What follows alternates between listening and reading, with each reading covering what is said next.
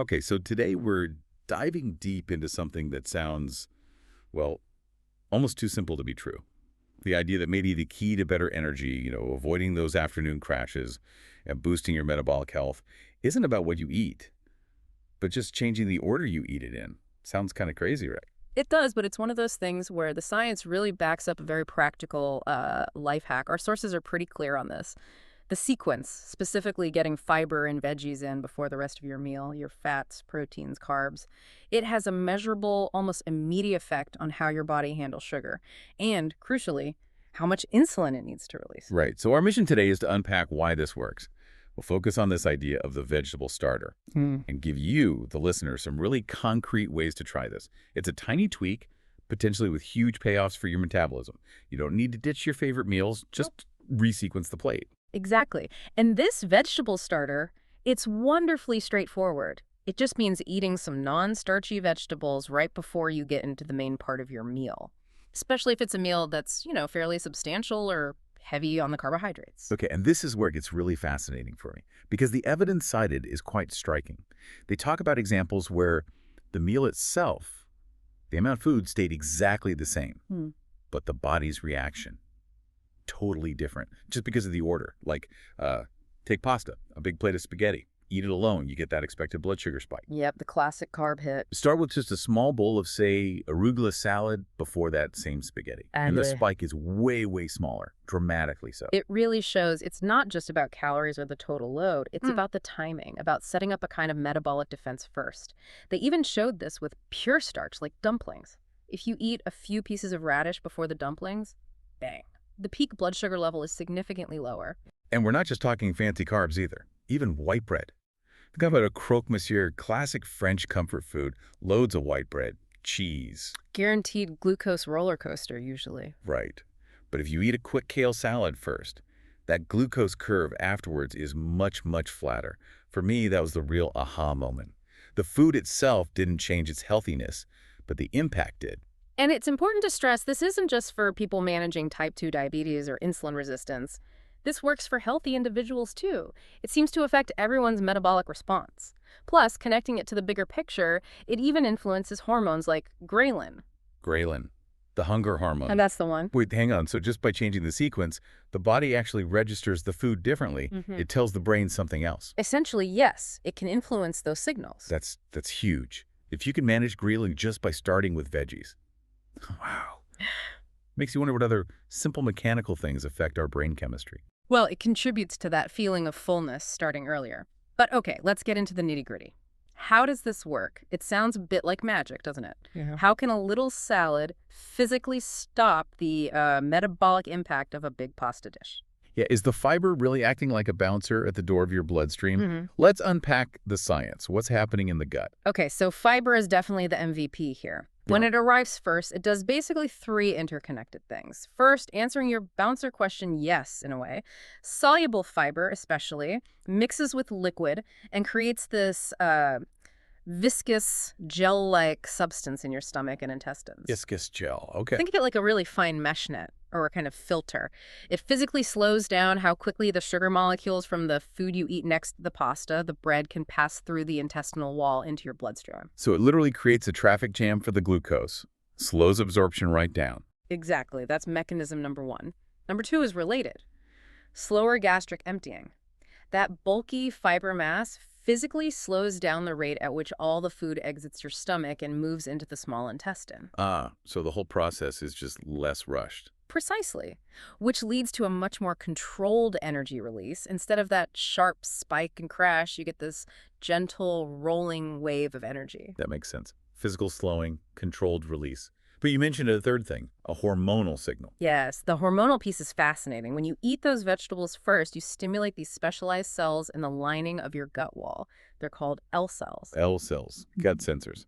What do they do when they detect that early fiber? They get busy producing a really important hormone called GLP-1. GLP-1. Okay, what's its job?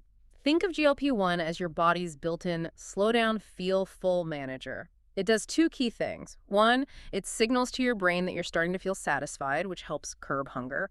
And 2, it helps your pancreas release insulin more efficiently, kind of matching the slower arrival of sugar. Wow, that's quite a synergy.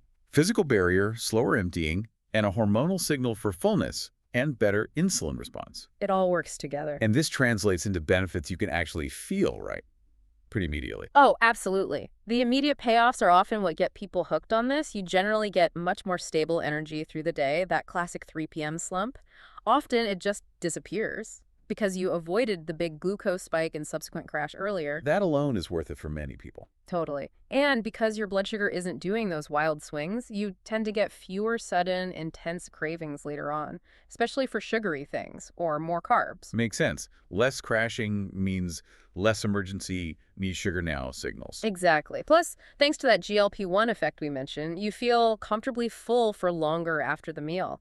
Less urge to snack between meals. Okay, those immediate wins, energy, cravings, satiety are great.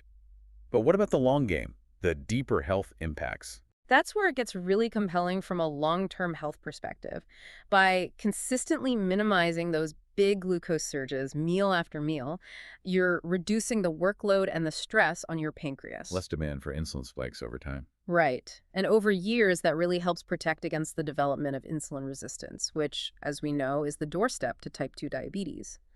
Also, keeping blood sugar more stable helps dial down chronic, low-grade inflammation throughout the body. And that kind of inflammation is linked to, well, pretty much every major chronic disease. It seems like such a small, simple habit, but the downstream effects are potentially massive. Systemic, really. They are. And some sources even suggest that smoothing out these glycemic spikes might play a role in slowing certain cellular aging processes. And it supports overall hormonal balance and even brain health. The brain is very sensitive to big sugar swings, after all. And let's not forget the obvious bonus. You're eating more vegetables, which directly tackles that whole fiber crisis issue. Absolutely critical point. We've just explained why fiber is so amazing metabolically, but most people simply aren't getting enough. How bad is it? What's the target versus reality? Well, the general recommendation for adults is around 25 to 30 grams of fiber per day. Okay, and where are we? The statistics are pretty grim. In the U.S., for instance, estimates suggest only about 5% of people actually hit that target. 5%.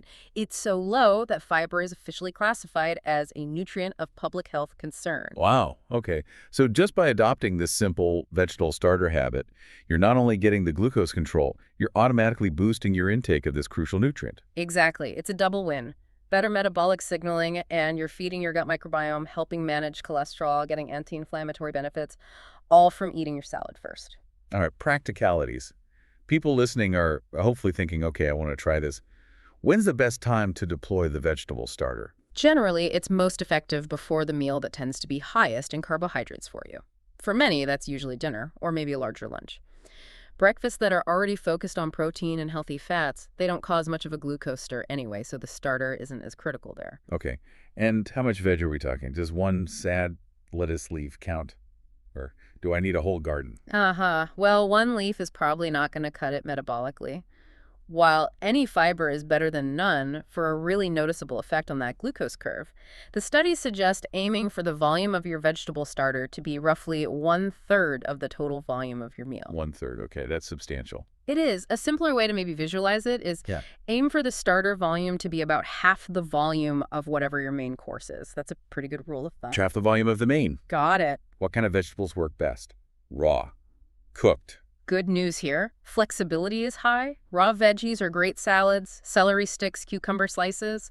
But cooked vegetables work just as well. Steamed broccoli, grilled asparagus, roasted zucchini, sautéed spinach, all good. The key is non-starchy, right? So potatoes are out as a starter. Correct.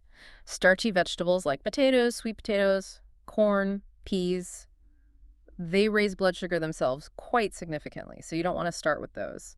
Save them for the main part of the meal after the fiber shield is up. What about soups? Can a vegetable soup be my starter? Yes, potentially. A clear broth-based soup with actual chunks of non-starchy vegetables in it. Definitely better than no starter. You still get the fiber structure.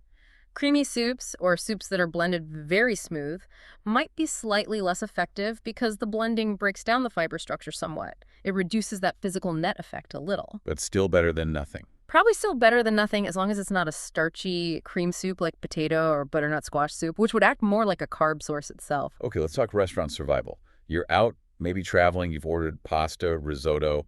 How do you manage this? It's actually usually quite easy. Just order a side dish of non-starchy vegetables. Think a simple side salad, steamed green beans, grilled mushrooms, sautéed spinach. And here's the key. Politely ask your server if they can bring that side dish out first before your main course arrives. The preemptive strike. Exactly. Eat the entire side dish, then dig into your main when it comes. Simple. Crucial timing question. Do I need to wait after finishing my starter? Like, finish the salad, set a timer for 10 minutes, then eat the main? Thankfully, no. The research indicates the beneficial effect happens even if you move directly from the starter to the main course without a pause. The order is the critical factor the gut responds to, not necessarily a specific waiting period. Finish your veggies, then start your main. That makes it much more practical for real life. Okay, let's level up. Advanced tricks, anything we can add to this starter to make it even more effective. Yes, the vinegar boost. Vinegar, like apple cider vinegar. Exactly. Apple cider vinegar, red wine vinegar, white wine vinegar, even balsamic, although watch out for added sugar in some balsamics. Adding vinegar either by drinking a tablespoon diluted in water just before the meal, or more easily, using it generously in your salad dressing on the starter. It can further reduce the glucose spike from the meal that follows. How much are we talking? Is it a tiny effect or noticeable? It can be quite noticeable. Some studies suggest vinegar can lower the glucose spike by an additional 30% on top of the fiber effect. Wow, 30%. That's significant. It is. One source used the example of a classic unhealthy meal, burger and fries. Eating that after a simple green salad with a strong vinegar dressing resulted in a significantly flatter glucose response compared to eating the burger and fries alone. That's a powerful demonstration. What? But we should definitely add a caveat here, right? This isn't a license to eat junk food constantly and just cover it with salad and vinegar. Absolutely not. It's a tool to help manage the impact of meals, particularly carb-heavy ones, within an overall healthy eating pattern. It shows how potent the mechanism is, but the goal is better habits, not damage control for poor choices. Got it. Okay. For people who are super time crunched, what are the absolute fastest zero prep starter options? You think grab and go. Leftover cooked vegetables from last night's dinner. Perfect. Quick pickled things, make sure they don't have added sugar, like pickles, olives, capers. A handful of cherry tomatoes, raw slices of cucumber, celery, bell peppers. Takes seconds. And adding a little fat or protein is okay, like some nuts or cheese with the celery. Totally fine. A few nuts, a slice of cheese, a dollop of hummus that can actually help with satiety too, and it won't interfere with the fiber's job on glucose. You know, it's interesting, this isn't some brand new discovery in terms of human practice. The science is newer, understanding GLP-1 and the mechanisms, but the tradition is ancient. What do you mean? Think about traditional eating patterns worldwide. Crudités in France, raw vegetables before the meal. Antipasti in Italy often includes grilled vegetables, olives. Middle Eastern meals often start with salads like tabbouleh or various vegetable dips and pastes. Ah, right. So cultures intuitively figured out that starting light, often with vegetables, was a good idea. Exactly. Long before we had glucose monitors, people seemed to understand that this prepared the body somehow. Okay, but what if you're truly stuck? Airport lounge, maybe, and the only options are processed snacks. Absolutely no vegetables in sight. Are there any alternatives? Like fiber pills? That's a common question. Based on our sources, typical fiber supplements like psyllium husk or glucomannan aren't really ideal as a direct substitute for this specific purpose. The issue is dosage. To get a comparable effect to a decent-sized vegetable starter in terms of slowing digestion, you'd likely need to take a lot of capsules, maybe 8, 10, or even more, which isn't very practical or pleasant. Okay, so popping 1 or 2 fiber pills before pizza probably won't cut it. Is there anything else supplement-wise that works differently? There is one alternative mentioned that uses a different mechanism entirely. A supplement often marketed as anti-spike, which contains white mulberry leaf extract. White mulberry leaf, how does that work? It's quite clever, actually. It doesn't just add bulk-like fiber. It contains compounds that directly inhibit or block certain enzymes right there in your gut. Specifically, the enzymes responsible for breaking down starches and some sugars into simple glucose so they can be absorbed. So it stops the sugar from even being fully released from the carbs in the first place. That's the idea. By partially blocking that breakdown process, it can potentially reduce the amount of glucose entering your bloodstream from that meal, maybe by up to 40%. According to some sources. Interesting. Yeah. Different pathway entirely. But again, like the vinegar, these are tools, right? Not replacements for good choices or the veggie starter itself when possible. Precisely. Think of them as strategies in your toolkit. The vegetable starter is the foundational, most holistic approach because you get the fiber, the nutrients, everything. These other things are useful backups or potential boosters, but not the primary plan. Flexibility is key. Use these tools when they make sense for you. Right, so let's wrap this up. The big takeaway seems incredibly simple, almost deceptively so. Add some non-starchy vegetables at the beginning of your main meals, especially the carb-heavier ones. It can lead to better metabolic health, more stable energy, fewer cravings, and you automatically boost your fiber intake. No complex diet rules, no forbidden foods necessarily, just a simple reordering on your plate. Couldn't say it better. And it's something the whole family can do, kids included. Yep. Start with the salad, then enjoy the rest of the meal together. Simple, effective, accessible. Exactly. And maybe that leaves us with a final thought for you, the listener, to ponder.